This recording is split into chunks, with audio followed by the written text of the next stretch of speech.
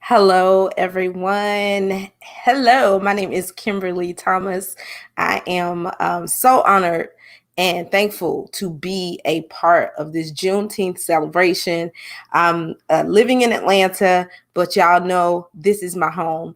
And so thank you to Miss Annette for asking me to be a part of this amazing tradition and the start of a new tradition in my own hometown. So I am really, really generally excited to be able to share this talk that I have for you guys today. Let me tell you a little bit about myself. I am the creator and founder of IHearThatGirl.com, which is an empowerment lifestyle site for Black women. But not only do we have the website or do we empower Black women via the website, we also have the podcast by the name of the Dope Black Chick Podcast, and I am the host of that weekly podcast. Every Wednesday there's a new episode, so if you listen on iTunes or Spotify, Google Podcasts, any podcast player that you listen to, make sure that you go subscribe to the Dope Black Chick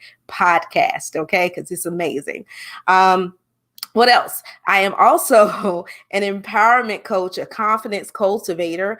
I have branding and business consulting under my belt, as well as I am the author of I Hear That Girl, Life Advice for Every Woman, and a couple other ebooks available in my store. So other than that, and on Amazon, now that all of the official getting to know you is out of the way, let me get started on this talk that I have put together for you guys. One, because I am a country girl and I love where I was raised. I love my hometown.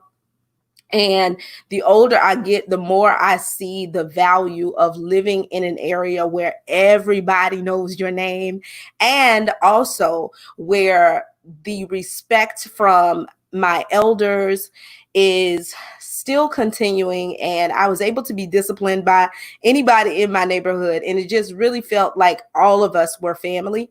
And so I want to build on that. And I think that is the core thing that I want to talk about today during this Juneteenth celebration, about how we can continue to build the Black community. So this is called Moving Forward, Building the Black Community. And I hope that you guys enjoy what's getting ready, what I'm about to impart to you. And first of all, I just want to let you know that this Juneteenth celebration is different from many other celebrations. And that has a lot to do with our current state of affairs. We know what's going on out there.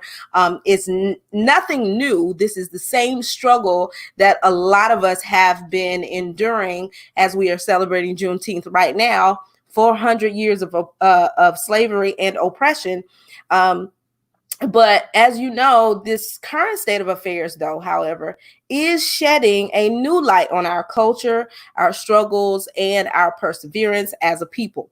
So with that, it's more important than ever for us to consider, how do we move forward? How do we take the momentum from this moment and expand our communities? To me, this is the perfect time for the Black community to consider, discuss, and execute our plans for moving forward. Today, you are going to hear from tons of speakers that are going to give you education in so many different segments of our community, and all of that is necessary. And so I'm hoping that I can help bring all of what you've learned today together, or bits and pieces of it together, to really help you engage in your own community, which is our collective community. So in this talk, I'm going to outline what I believe to be 3 central actionable steps that each one of us can take to enact that progress for our communities. Okay, so I hope that you guys are ready. If you have a pen and pad, that'd be great, because we finna school right here. Okay. All right, here we go. Let's start this off. Number 1, I believe that we must educate. Let me break this down. Let me tell you guys what I mean when I say we must be educated. What I am saying is this: knowledge is privilege. Knowledge is privilege. History tells us that. Our ancestors were denied the right or the ability to read because their masters, their slave masters, knew exactly what power lies in the ability to read, in the ability to gain knowledge. So they tried to deny that from us. Now, education is number one, and it's always going to be number one for me. I grew up in a home. Most of you guys may know my mom, Eve Thomas, and Johnny Thomas is my father. And my mom was a stickler about teaching us about our own history.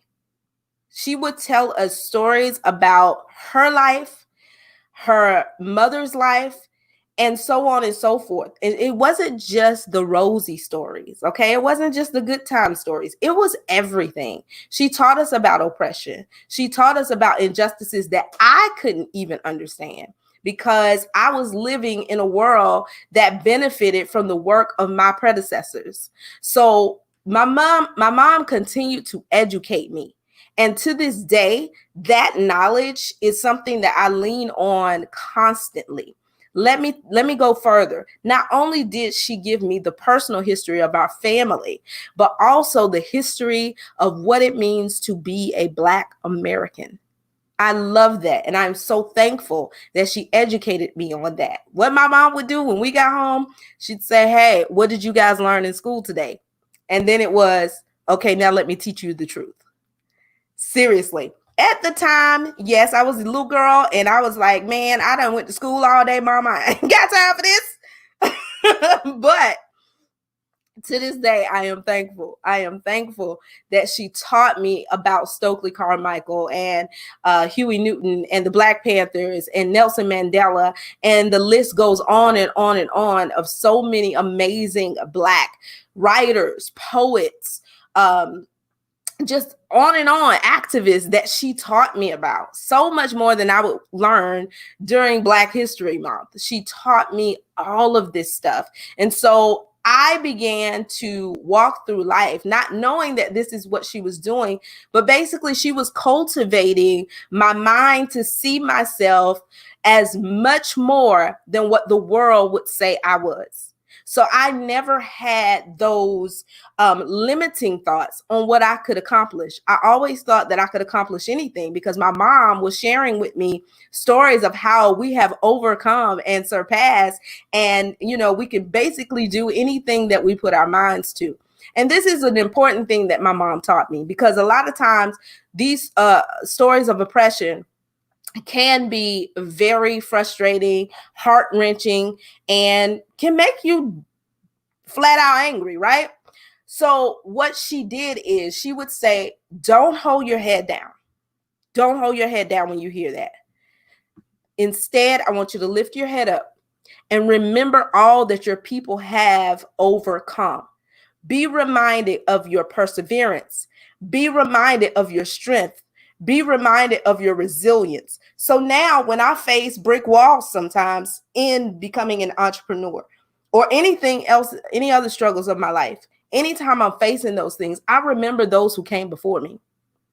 I remember what they had to endure. I remember what they had to overcome.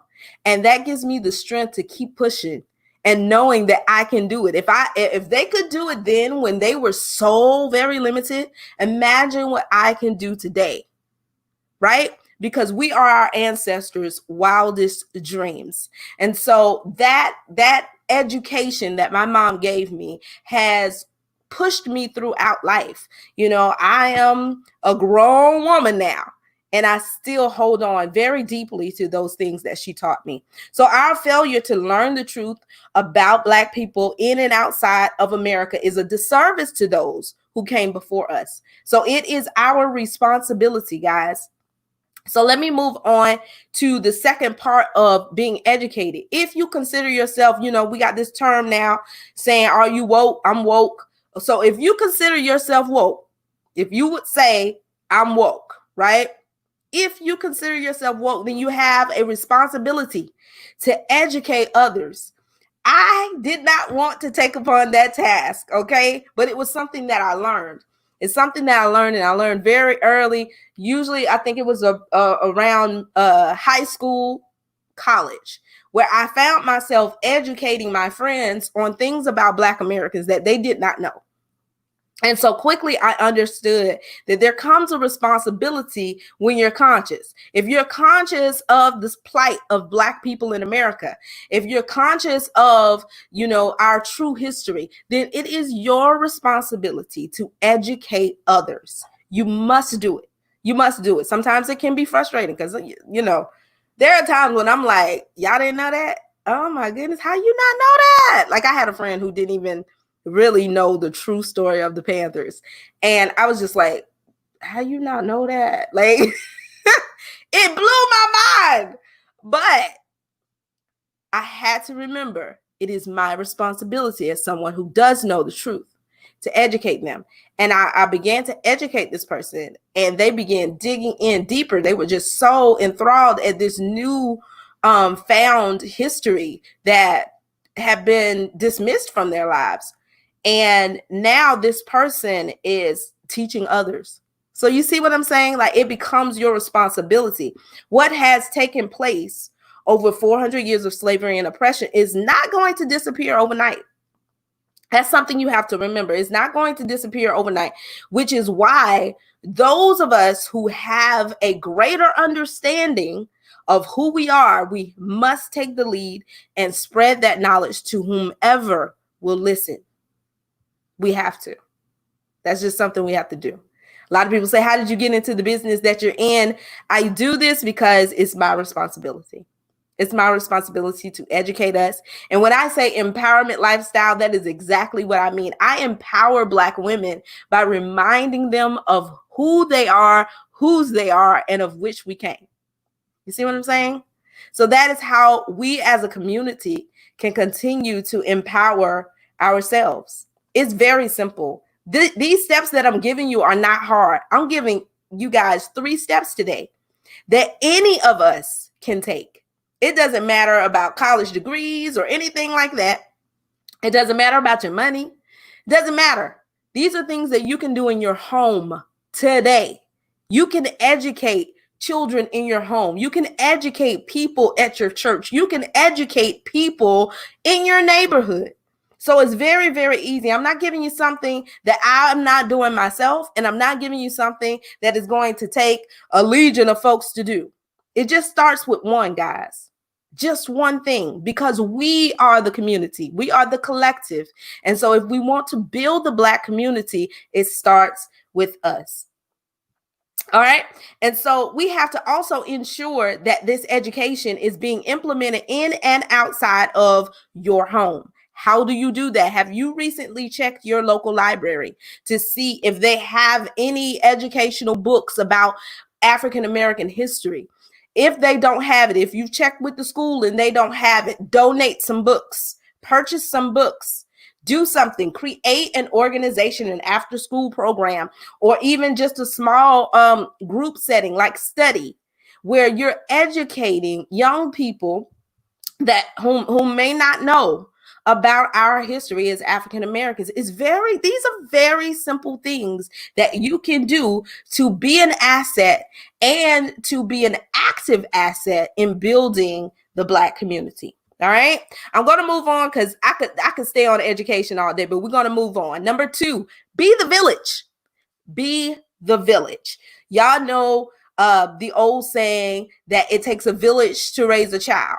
What has happened to the village? I said earlier when I was coming on that I came from a town where everyone's mother could discipline me. So how often are we doing that? Why have we fallen away from that?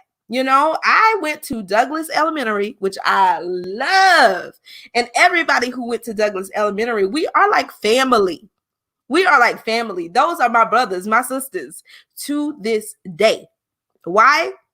Because there was a shared collective. That was a village raising these young people. Okay. So how often do you speak to your neighbors?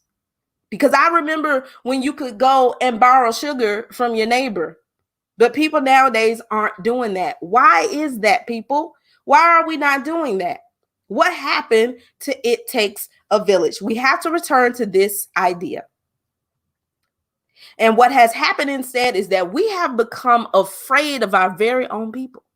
We've become afraid to speak to our people. So instead of shaking your heads at the young men standing on the corner, why not engage them? Why not speak to them? Why not talk to them and not at them? Find out what's going on in their lives. You'd be amazed at what can happen when you just start to engage with the people in your neighborhood and those that know you. It's how you build respect. It's how you build community. We are a collective. Again, these are things that anybody can do. I'm not giving you something hard to do, people. This is easy. All right. And here's another thing. We got to get involved. Police our own neighborhoods. Why aren't we checking to see what's going on in our neighborhood? You see something wrong? The first thing you should do is not pick up the phone and call the police. What happened to us taking our neighborhoods back? Police your own neighborhoods. Uplift the girls and boys in your neighborhoods. Block parties. We used to have neighborhood yard sales. You can create a neighborhood walking group. Everybody wants to exercise. You don't want to go to the gym right now with coronavirus. Get you a walking group. Y'all can stay 6 feet apart and just walk in your neighborhood. It'll be a great way for you to get to know your neighbors. And it'll be a great way for you to learn even more about what's going on in your neighborhood. You can create men's groups in your neighborhood, etc. I could go on and on and on about the things, the easy, simple things that you can do to enact change in your neighborhood. Get involved in city council, in the police department, in police affairs, school board. You know that your voice is power. Your voice is power. Your presence is power. I remember growing up, my mom used to show up at everything I was a part of. She was very present and people knew my mom. So why not? Why are we not still doing this thing? This is very easy stuff that we can do. And I want to give you guys this before I get to our very last point. I want to give you this. This is an analogy that I used on a podcast I did a few years ago about the state of Black people in America. We have the family reunion mindset. And if you don't get what the family reunion mindset is this. We show up at the family reunion and we complain about they should have did this. This probably should have been better than that. This should have been better than this. But nobody wants to get on the committee. Nobody. We avoid it. We don't want to get on the committee, but we show up at the family reunion and we complain. So let's not have a family reunion mindset when it comes to rebuilding or building the Black community. We have to take action. We have to be a part of our communities in order to rebuild them. My final point, I don't want to run over time, but my final point is going to be economic support. Now, this is a no-brainer, and sometimes it frustrates me that I even have to say this, but we got to spend money in our community. Support Black business. Like, the Black dollar circulates in our communities less than any other ethnic group's money does. Okay?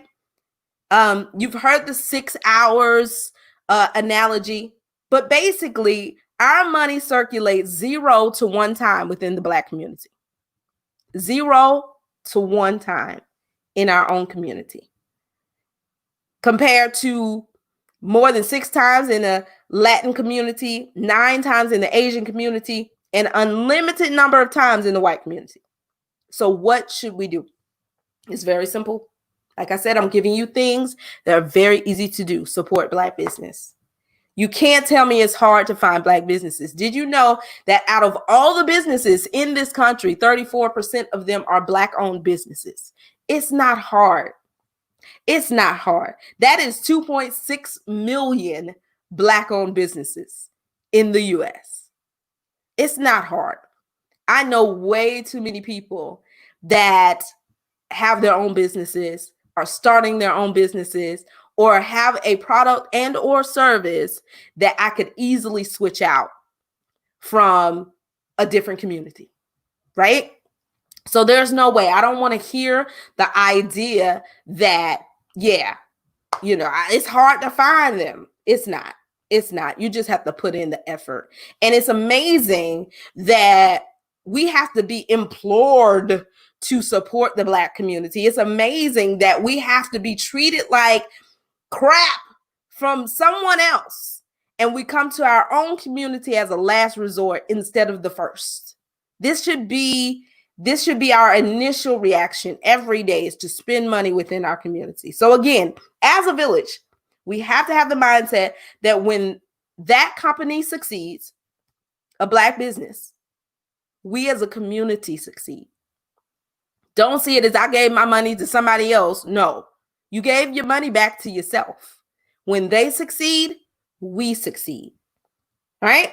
So I'm just going to go ahead and wrap this whole thing up for you guys today. And I thank you so much for, listening and being a part of this Juneteenth celebration. I am looking forward to when we can all gather together and have a Juneteenth celebration. But let me give you these points once again. If you haven't noticed in my talk today, you are the most important part of how we move forward to build the Black community. It doesn't take some huge, leadership, but what it does take are individuals taking a step to be the change that you seek. That's it. So number one, our youth only know what we tell them. It is up to us to ensure that they are educated on how beautiful, how amazing, how strong and resilient we are as a people. With the whole truth and not these half-truths that are out there and that are usually in their textbooks. Sorry, not sorry. So let's do our part to make sure that future generations learn the full truth about beauty and the perseverance of Black Americans. And this is something you can do. You can start today at home. There is this amazing documentary called African Americans, Many Rivers to Cross. It is available on Netflix, Amazon Prime, and on PBS. So if you get a chance to watch Many Rivers to Cross, that is the perfect way to begin to educate your children, youth groups, anybody in the neighborhood who just doesn't know. Educate yourself if you don't know. It's called African Americans, Many Rivers to Cross. I loved it. It was amazing. Came out a few years ago. Number two, be the change you seek. We must take back the village and get involved in our own communities. And finally, my point number three was support Black-owned businesses. Simple as that. I have nothing else to say. Recirculate our dollars in our own communities. Thank you so much, guys, for tuning in to this Juneteenth celebration, tuning in to my talk on how we move our community forward. If you have any questions, feel free to connect with me on my website, which is scrolling below. You can follow me online, ihearthatgirl.com. You can find me on Facebook under Kimberly Isis Thomas. You can find me on Instagram at ihearthatgirl. You can email me, ihearthatgirl@gmail.com. But inbox me on Facebook. I'm always saying, hey, y'all. So just let me know you're a hometown person, and I love to talk to you. Thank you so much, guys. God bless you, and happy Juneteenth to everyone.